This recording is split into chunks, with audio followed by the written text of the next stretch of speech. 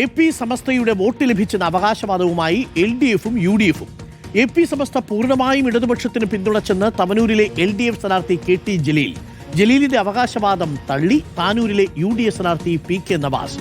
ഇത്തവണ എല്ലാ സാമുദായിക സംഘടനകളും UDFുമായി സഹകരിച്ചിട്ടുണ്ടെന്ന് PK നവാസ് പറഞ്ഞു. അങ്ങനെ ഒരു മെക്കാനിസം ജലീലിന്റെ കയ്യിലുള്ളതായിട്ട് ഞങ്ങൾക്കറിയില്ല. ഞങ്ങൾ വിശ്വസിക്കുന്ന എല്ലാ സാമുദായിക സംഘടനകളും ഞങ്ങളോട് സഹകരിച്ചിട്ടുണ്ട്. ഇത്തവണ എല്ലാ സാമുദായിക സംഘടനകളും ഞങ്ങളോട് സഹകരിച്ചിട്ടുണ്ട്. ആരെങ്കിലും അങ്ങനെ പരസ്യമായി യോജിപ്പോ രേഖപ്പെടുത്താൻ ശ്രമിച്ചിട്ടില്ല. പ്രത്യേകിച്ച് കാന്തപുരം AP അബൂബക്കർ ഉസ്താദിന്റെ നേതൃത്വത്തിലുള്ള സംസ്ഥ, ആ സംസ്ഥ ഏതെങ്കിലും തരത്തിൽ പ്രഖ്യാപനം നടത്തിയതായിട്ട് ഞങ്ങൾക്കറിയില്ല. ഇനി അങ്ങനെ നടത്തിയെന്ന് തന്നെ വെക്കാം. അങ്ങനെ ഏതെങ്കിലും താല്പര്യം അവർ പ്രകടിച്ചു, അവർക്ക് അവരുടെ അവകാശമാണ്. ഒരു സംഘടന എന്ന രീതിയിൽ ആർക്ക് വോട്ട് ചെയ്യണം, എങ്ങനെ നിൽക്കണം, അവർക്ക് സ്വാഭാവികമായി അവരുടെ അവകാശമുണ്ട്. അതിന് മുകളിലൊന്നും ചോദ്യം ചെയ്യാനും അതിനെ ഏതെങ്കിലും തരത്തിൽ കുറ്റപ്പെടുത്താനൊന്നും ഞങ്ങൾ ആളല്ല. ഞങ്ങൾക്ക് ആഗ്രഹിക്കാമല്ലോ, അവരുടെ വോട്ട് ഞങ്ങൾക്ക് കിട്ടാമെന്ന് ഞങ്ങൾ ആഗ്രഹിക്കാം. ഞങ്ങൾ ആഗ്രഹിച്ചിട്ടുണ്ട്, അവരുടെ വോട്ട് കിട്ടണമെന്ന് ആഗ്രഹിച്ചിട്ടുണ്ട്. ഞങ്ങൾ വിശ്വസിക്കുകയും ചെയ്യുന്നുണ്ട്, അവരുടെ വോട്ട് ഞങ്ങൾ കിട്ടിയിട്ടുണ്ട് എന്ന് തന്നെയാണ് ഞങ്ങൾ വിശ്വാസം. പൂർണ്ണമായിട്ടും കിട്ടിയിട്ടുണ്ട്. കാരണം കഴിഞ്ഞ 10 വർഷം AP വിഭാഗത്തിൻ്റെ സംഘടനാ ശേഷി വർദ്ധിക്കുന്നതിൽ വലിയ ഒരു സഹായം LDF ഭരണമാണ്. ആ LDF ഭരണത്തോട് അവർക്ക് മതിപ്പാണ്. തങ്ങളെ സഹായിക്കുന്നവരെ തങ്ങളും സഹായിക്കും എന്ന് അവരെടുത്ത സമീപനം ഇടതുപക്ഷത്തിന് അനുകൂലമായിട്ടുള്ളതാണ്. സമസ്തയിൽ ശരിക്കും ഒരു ലീഗ് വിരുദ്ധരും ലീഗ് അനുകൂലികളും തമ്മിലുള്ള അകൽച്ച ഒരു സംഘടിതമായിട്ടുള്ള രൂപത്തിലേക്ക് വരുന്നത് കാസർകോട്ടെ സമ്മേളന വിജയത്തിന് ശേഷമാണ്.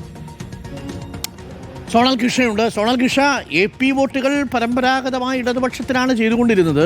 ഇക്കുറി അതിനൊരു മാറ്റം ഉണ്ടാകുമെന്നാണോ UDF പറയുന്നത്?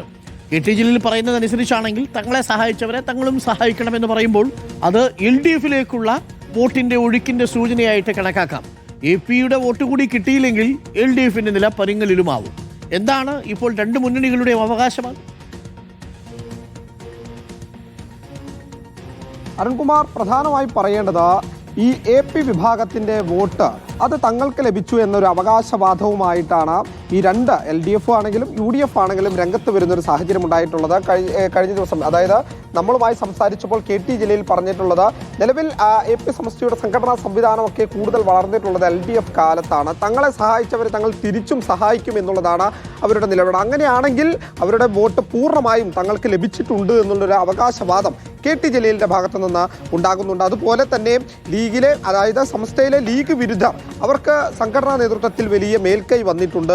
അങ്ങനെ ഇരിക്കെ ആ ഒരു ഘട്ടം കൂടി പരിശോധിച്ചാൽ സംസ്ഥയിലെ ലീഗ് വിരുദ്ധരുടെ ഒരു അനുകൂല നിലപാട് അല്ലെങ്കിൽ അവരുടെ വോട്ടും തങ്ങൾക്ക് ലഭിച്ചിട്ടുണ്ട് എന്നുള്ളതാണ് ജലീൽ അവകാശവാദം അല്ലെങ്കിൽ ഉന്നയിക്കുന്ന ഒരു പ്രധാനപ്പെട്ട അവകാശവാദം. പക്ഷേ ഇതിനെ പാടെ തള്ളുന്നൊരു സാഹചര്യമാണ് UDFിൻ്റെ ഭാഗത്ത് നിന്ന് ഉണ്ടായിട്ടുള്ളത്.